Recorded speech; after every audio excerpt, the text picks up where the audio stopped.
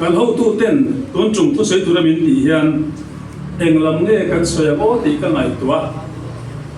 AMC in thang tur kan lia wangin chumi lam hoi zo ta na thu soi le in zil tir kan du te publicity huam chunga tang ten a sang sang an lo man thina wangin ton chung chu lam thui lu tuk lovin AMC in thang tur lam focus le kan sarkar din hun chen khat han lip se na tu te AMC focusin thu ka sei lo ti kha ni selangin a then he chu kan khiat to thua thong ma ni se kan lai thang bia bu si lawa chu lam a vuak kan son na turata na thu soi angai wangin ani ai party sang sang te campaign kan han kat soba kan candidate kan han buang te kan han bung tamar mara mi sang sang te min comment na chuan party mala MLA kan candidate an nei sabek ti boina ai zo ko pui ti ni mimal din han bi chianin ansha tinia voina kan tin muna po a voi thumna tan azonin MLA kai suai AMC sarkar piang le do na ni hi tirin thein kan boro akal mek ni ka soi ni ruling party hian boro siaman han tuma an han tingil china eng tak tak an ni thei lo ba veng tina an unit how to tam tak le an huai to tam tak che chuak nei thei lo tha khiat an ma em mani he ni po kan in du khop lok deu na lai te han nei mai la congress ni se voi ni an din hun kan sia voi na akalanga tungkaran kal zriam le che chuang sarkar thar MLA kai suai apiang le don yerin na lian tak kan nei chu kan member ten kan share tuling ka sia ama sai ka sai doni sumi a lo tin thele tu tan chuan headquarter sa din nei zong zok te block group unit te tuna kan chang to sa niru nisari airport chau kan nei chung hian tha map lova chang le zo turin campaign committee da vice chairman kan yang point kan in som le put ani kan sarkar kon make hi entizom hoi po chak tumin an beya democracy and pong so na sa ani chu enge kan tiru ani chuan village council in Khamhun kha hun rei tak haruk chung vel tur pot to in an chan thun nai tur ta ka village council min khan tir ani AMC in Khamhun hi February ni som ni ma khan nei tur ani le to wa eng ma har sa da om lo kha bo ruwa ka khan dam pabial by election bo ruwa te LADC in Khan bo ruwa ka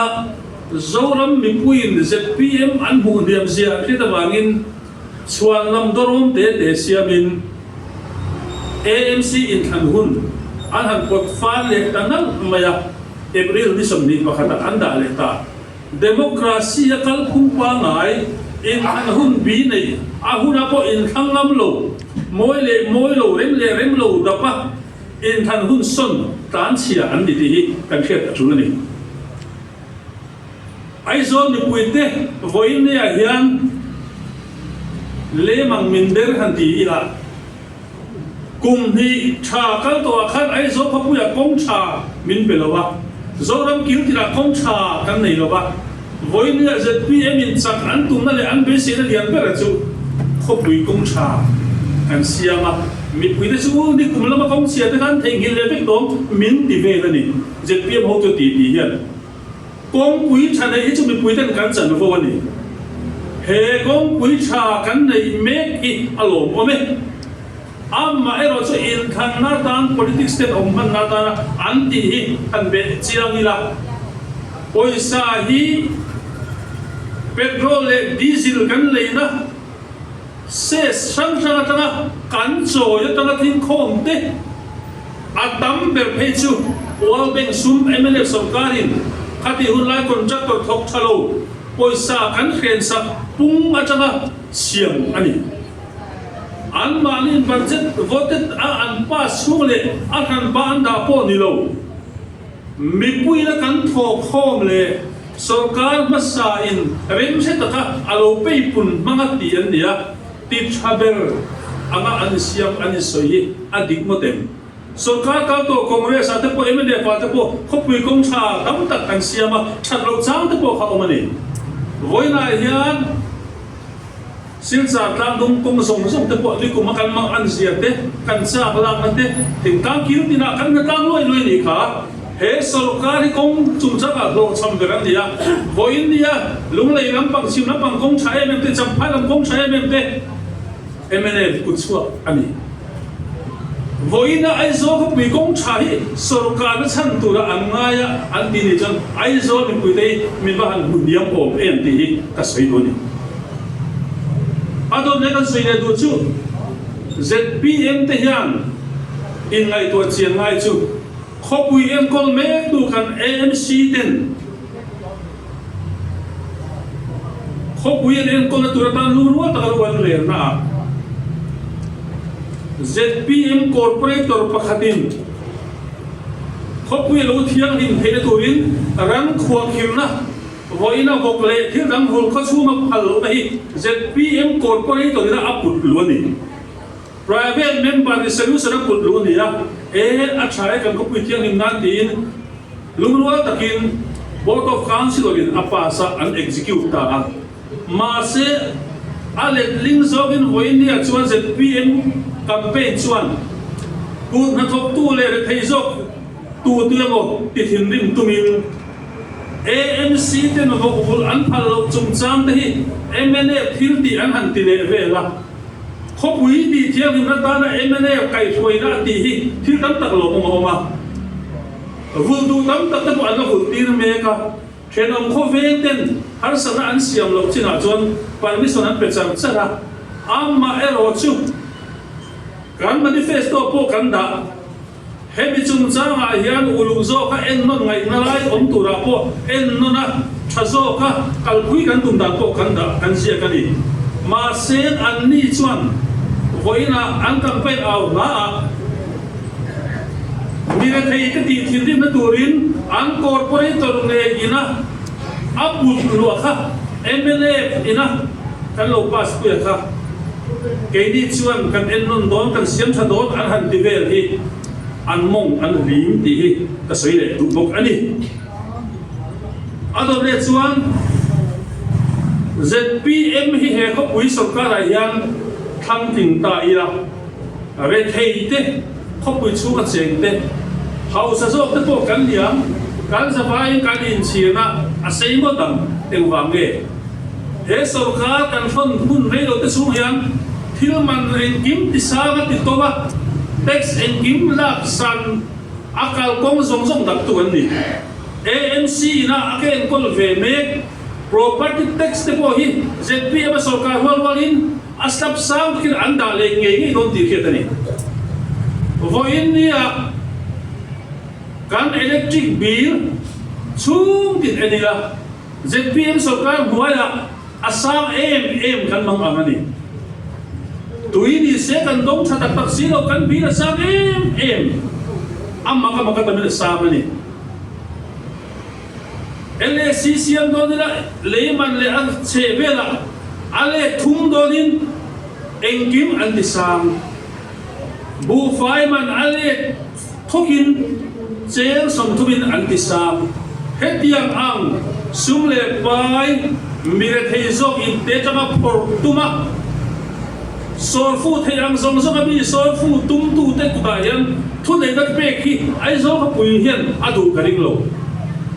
rei lo te kan en le kan mu chung a hian thil man ti sang ti pun sum che vel om mang si lo sum leng wa klem sia re thei ti zual tu ra he sarkar ke pen dan en hian AMC a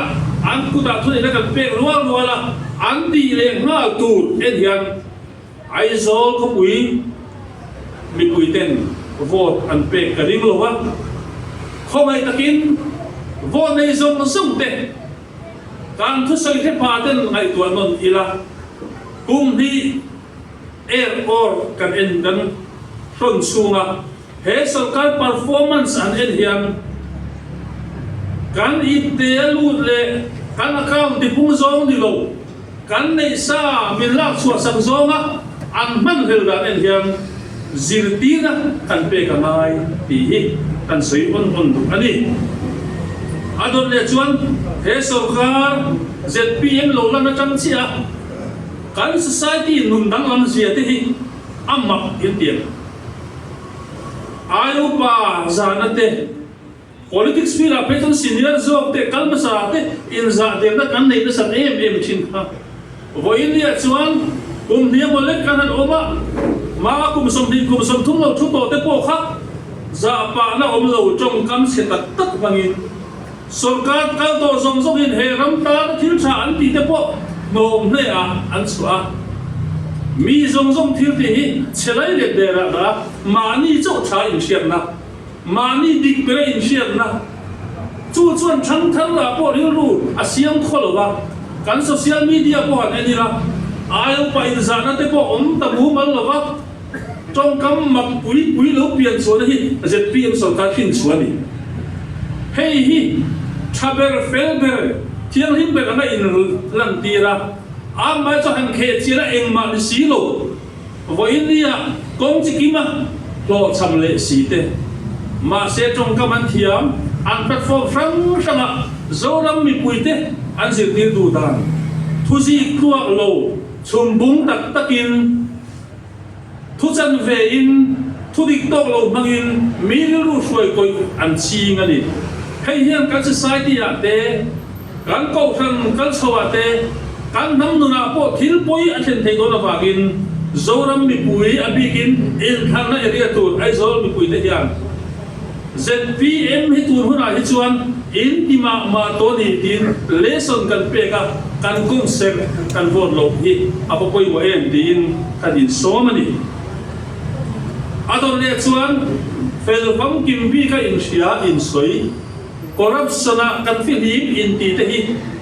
voin ne yan corruption MNA kan sarkar lai min pu na tam em chu restricted tender kan ti hi mutu ria sa an party le thil dang in siam le mutum na ni an han tia minan soi tat baka restricted tender an ti yan thil pali da nan bo se ti in an house leader tu kan chief minister per hian asoya mi pui kan khedual dual voin nia kha thil pali kha angai leng na loma ZPM sarkar da restricted chu an war zo sa amma maka tamantia khovel munda po na siya ngayon blanket approval te po ante na soka corruption zung william siya chu voin an lu chil me soka hemi mang hian ZPM hian sumdam tak an siyama reibak lawa hian ay zon bunlun like sa taktaka hian ZPM office tu nuay samteman an lahi doon yung mas soite po omani chutik ko pa poisa po an naman to abang hian he party he sarkari corruption hian afilin lo le ang tihi abuk theni chu lo le chuan kan politician senior congress how to minister lui pani trong kam hi với đã có sự so lệ đủ, bác hạt xuân, chief minister kan này to zong zong à, với đã kan này biết cái akorap lo klak akorap ber, alon ti piep ani, reilo te suma a in sakte, awan lo ram develop dante, an suma cek ber dante ni hey ay korap omlo atia, với nia he me angin an ngoi si, hiu chen kan buat kan chen kan tiran buat nek. Fire anti anmana anti kual renga voini chon lang sa taka kan sebe lo ping limpo mangloin chiang kuang taka mi korap berani ati poin an ngoi chu ai lang sa le zokin leng puiram hal skandala assembly house kan buaya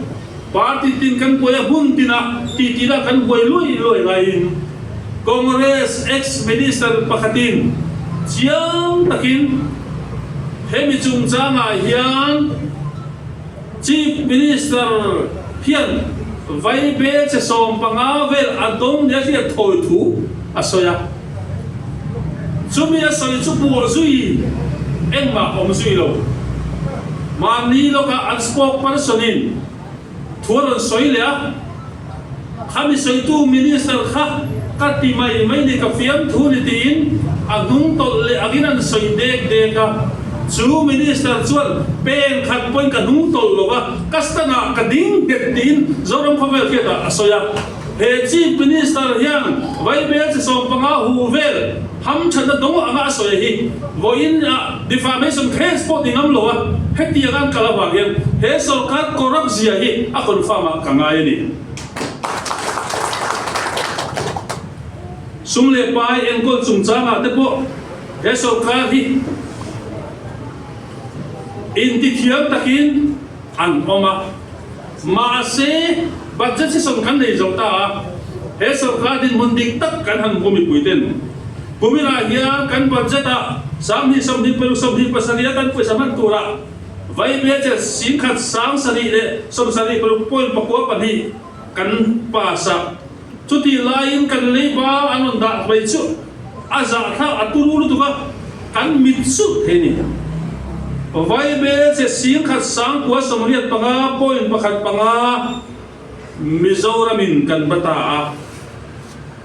kan budget BEI kan ba tam na hi vai be che sang di pariat point pani patumania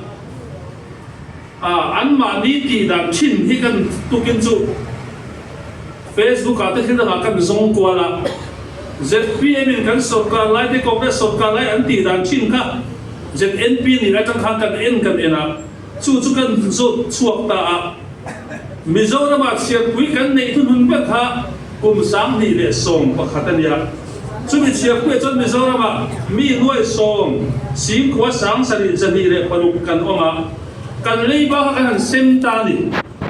mi pakhathian tura kan chu mai yan no se na chama pui tin khain an ti chin ka telo ZPM ho chong dan angani chuan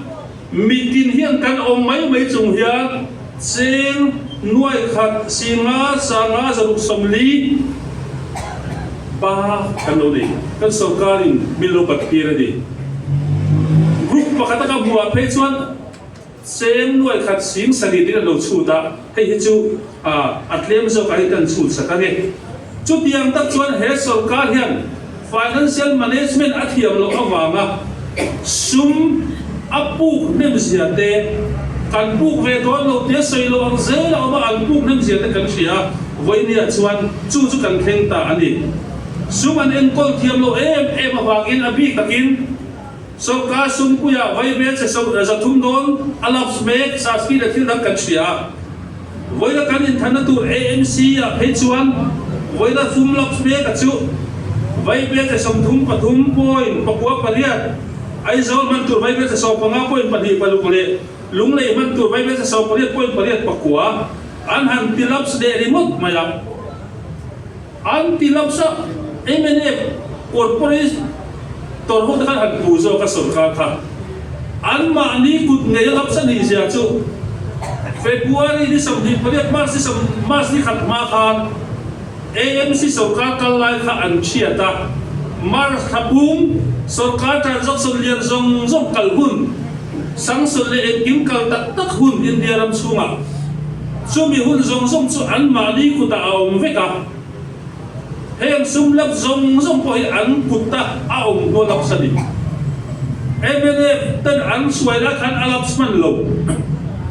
so kan hun nu an kengan mali administrator ruin an kala an dilap sani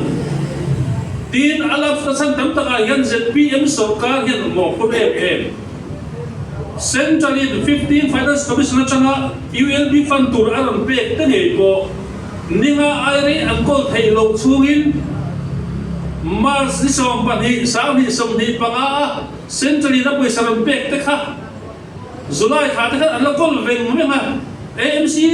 pek tur kha an pe thailo anan fiat chu tak tak pe September ve la khan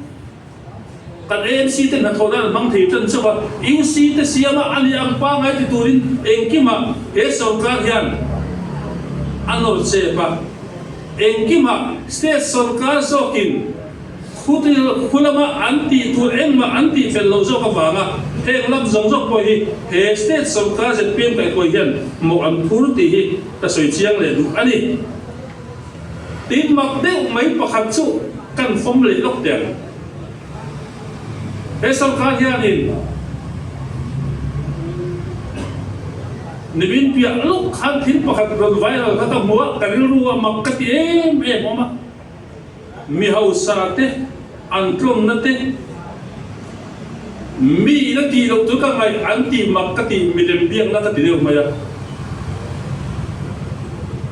Indira mi hau sa ber pakhat Mukesh Ambani chu pakhat chu ka thiam tha tia chu mi khala in zir ti na wang chu me ka hello Mukesh Ambani papa Anil Ambani ba te ka nibin pia lok khania kan minister pakhat chuan athala banga taring khanin happy birthday and tian ti fel ka million ka ba bebol mo me ni Anil Ambani happy birthday ya ti kha ka lo zak mai apa tong tham em state khat ministerin mi hausa papa pakhat birthday lo nya alim poster in ta kha aba happy birthday kha aron viral li khatiro he sarkar ni miliman bian hi kat ti de umai ni athil rim kha atong kha po ka tia aza kha po ka tia ama kat ti khop mai in lo buin karing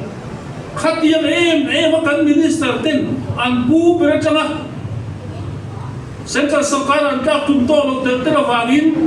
mi hausa tu te ma hi khon lung o yan to min an chitam ta em mi ti ngai to min nei ti ra wangin chung ta chu kan soi ni le a hun dum lam state pon abi MC pon klem kan soi le te kan sarkar hian ai intiam na ati ho tin lo em achu kun na thok tu te khai thar le chung changa so thi hi boina ai zo la so thi kan chi lo ma sem tu kin si na ka lo kal ma in kol kula kan ho tu pa purin thang mi lon bia so thi kan mang an zian soi ni February ni bia center khang sang sam lu panga kan le do nan tia kan chau suawa voina April di so pathum ani bon kan na tiang vu sa tu voina thingklami kun thok tu te kan mang angoi ni antia leve buk ma sen an le tam lo lutu he so ka hian an intiam angin kun thok tu te so thing thari le thoi ho se avuai sen sun to a voina hian ke je samma tu ba ke sam thu panga ba ka to lo wang kan gut na thok tu te lo sen to zia hi he so ka hian entia nge a compensate do lim ti hi ta so thial du ni ni February kan le chan bon antia April di so pathuma po le lo anada chiu mai yan he so kan performance he so kan hian a thu soi aum pha lo zia le trong kam a distinction an ni zia alam cheng ka khia chu ba chu hi a serious ka ti ma kan soi le ani kan si son kha kan khira nga kan se sana kan soi ka ai zo ka pui pon ai zo khoi si ka soi le du enge kan chief minister hian Mizoram state capital Aizawl hi abial then zola state capital sana tum thu kan soi chua ka an phana savia wa then zo chu PCT lo kan siam do nan tia ma se paper kan lekta Chief Minister ngayon January sang di som ni Palia Prime Minister Ale Kathon adio ka kanlo nei ding diam sia chuta chuan ai zo khopui to wangin khopui thar hi then zo la din kan du ni tin he wena kan khopui ai zo khopui hi state capital hi Santurin lekha alozia ka sumi ang se chuan Central Department Ho indoor na le kan state residential commissioner na nila indoor na song ako shifting of state capital from Aizawl to Tenzon di begin ay siya kani akala kan hitsuak doon na siya PCT din alang kaktirhan poin niya yan he sarkar yan Aizawl hi ang mga ithot lo ba เสียงชันตัวเรตีผู้เสียตัวอันไงตัวโลการเสนอฮอละอันเอ็มเมเนประคัดให้ชวนไอโซลาเห็นเองมาส่งน้ำมาด่าอดูตัวเราถูกเพราะเส้นตะกี้อัศวินอีกนะ